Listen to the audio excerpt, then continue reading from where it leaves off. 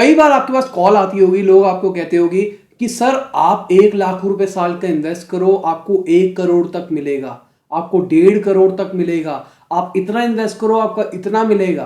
तो क्या होता है वो, और क्या हमारे लिए वो चीज सही होती है या फिर गलत होती है, आज हम कैलकुलेट करके देखेंगे। आज के बाद आपको अगर कोई भी कहे कि सर आप 1 लाख रुपए साल का इन्वेस्ट करो या फिर 1000 रुपए महीना इन्वेस्ट करो, तो क्या मेरे लिए वो चीज प्रॉफिटेबल है या फिर नहीं है। तो देखिए, बैंकिंग के अंदर सिंपल सी कैलकुलेशन होती है जिस चीज को हम कहते हैं कंपाउंड इंटरेस्ट।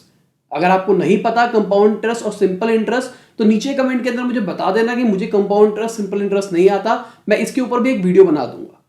तो जितना भी बैंकिंग सिस्टम है इसके अंदर कंपाउंडेड निकाला जाता है सारी चीजों को। तो मान के चलो मेरे के पास कोई बंदा आता है और मुझे कहता है कि सर आप मुझे 1 लाख रुपए दो साल का, और 10 साल के बाद आप डैश अमाउंट ले जाओ।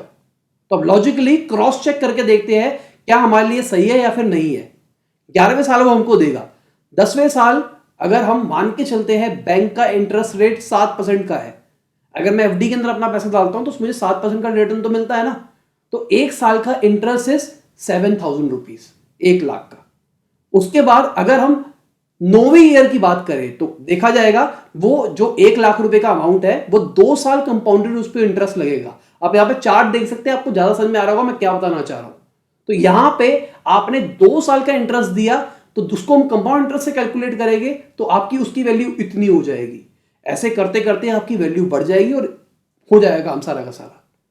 पर अगर ये चीज बड़ी हो जाती है, अगर हम कहते हैं कि सर आपको मंथली देना है, तो कंपाउंडेड एनुअली नहीं होगा, कंपाउंडेड मंथली होगा। अगर आपको कंपाउंड इंटरेस्ट नहीं पता तो नीचे बता देना कमेंट में, मैं वीडियो बना दूंगा। अगर कंपाउंड इंटरेस्ट पता है तो आपको मेरी बात समझ में आ रही होगी मैं क्या समझाना चाह रहा हूं। तो मंथली कंपाउंडेड होगा, आप फॉर्मूले के अंदर भरोगे और आप निकाल पाओगे। तो बेसिक सा फॉर्मूला क्या बनता है ये देखिए। तो अब इतना मुश्किल फॉर्मूला सॉल्व करना थोड़ा मुश्किल लगता है, तो इसको आसान बनाने के लिए हमने सिंपल सा फॉर्मूला बना दिया। दिस इज, ये जो हमारी सीरीज बनी थी हमने इस सीरीज को कन्वर्ट करके एक छोटा सा फॉर्मूला बना दिया। तो फ्यूचर वैल्यू का फॉर्मूला निकालने का तरीका क्या है, ये है।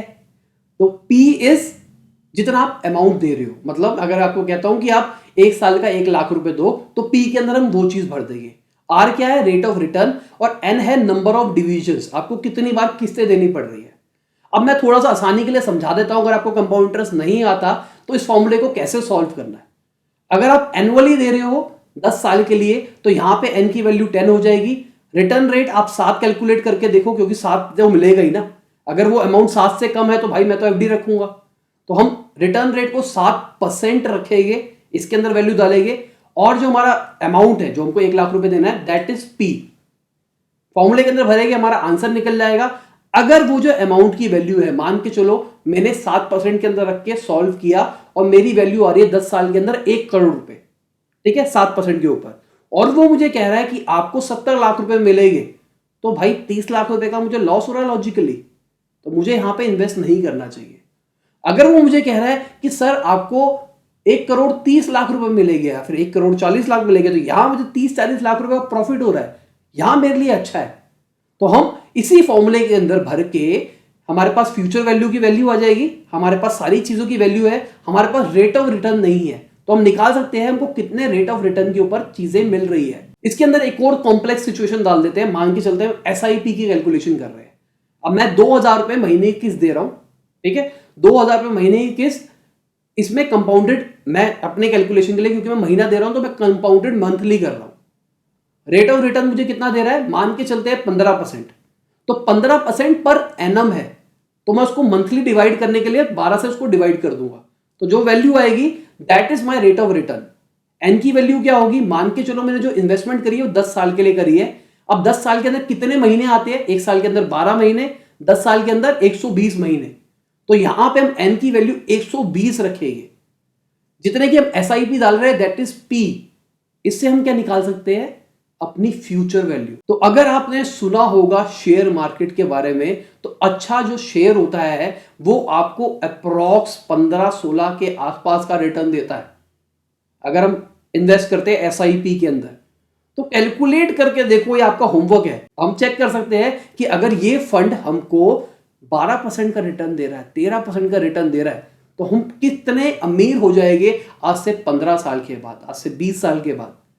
तो बेसिक अगर अच्छे अच्छे है तो वो आपको 10-12 का तो दे ही देते हैं। लॉजिकली सोच के चलना कि किसने आपको पिछले 10 साल के अंदर कितने % रिटर्न दिए। तो मैंने आपको मनी कंट्रोल के बारे में कहा था, मनी कंट्रोल में आप चेक कर सकते हो कौन सा शेयर कितना रिटर्न देता है। बेसिक आपने अगर 12-13% का रिटर्न वाला ढूंढ लिया तो देखना कितने करोड़पति बन जाओगे। नीचे कमेंट में मुझे जरूर बताना कि आपको ये वीडियो कैसी लगी, समझ में आई। शायद मुझे ऐसा लगता है थोड़ी कॉम्प्लेक्स वीडियो है, शायद आपने बचपन में कंपाउंड इंटरेस्ट ढंग से नहीं पढ़ा। अगर नहीं पढ़ा तो बता देना मुझे कमेंट के अंदर, मैं वीडियो बना दूंगा। और अगर आप पढ़ा है और आपको नहीं पढ़ना तो फिर भी मैंने आपको फॉर्मूला बता दिया है किस तरीके से आप इसको सॉल्व कर सकते हो। बस वैल्यू भरो, कैलकुलेटर पे उंगलियां घुमाओ और चेक कर लो आपके लिए चीज सही है फिर नहीं है। बाय, गुड नाइट, शबा खैर, खुदा हाफिज, गुड मॉर्निंग, गुड आफ्टरनून, जब भी आप वीडियो को देख रहे हैं।